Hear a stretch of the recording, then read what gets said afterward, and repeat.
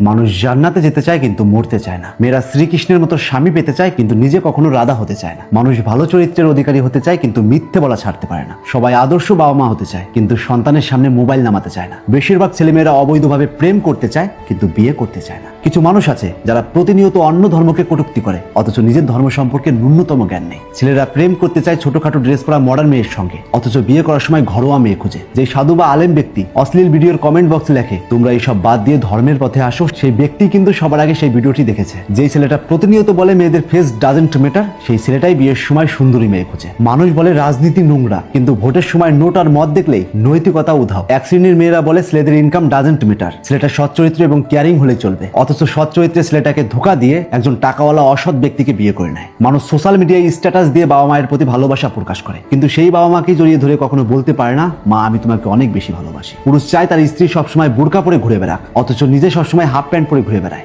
সবকিছুর পরিপ্রেক্ষিতে একটা কথাই বলতে চাই, আমরা সবসময় চাই সমাজ বদলাক, মানুষ বদলাক, চারপাশ পরিষ্কার হোক কিন্তু আমরা কখনো নিজেরাই বদলাই না। একটা কথা সবসময় মনে রাখবেন, সত্যিকারের বদল শুরু হয় নিজের ভেতর থেকেই। অন্যের ভুল দেখাতে যতটা আগ্রহ ততটাই যদি নিজের ভুল ঠিক করতে পারি তবেই সমাজ বদলাবে। আজ থেকে চেষ্টা করুন অন্যকে নয়, অ্যাট ফার্স্ট নিজেকে বদলাবো। কারণ তুমি বদলালে তোমার পরিবার বদলাবে, তোমার পরিবার বদলালে এই সমাজটা বদলাবে, আর সমাজ বদলালে পুরো পৃথিবী বদলাবে। তাই আজ থেকে চুপ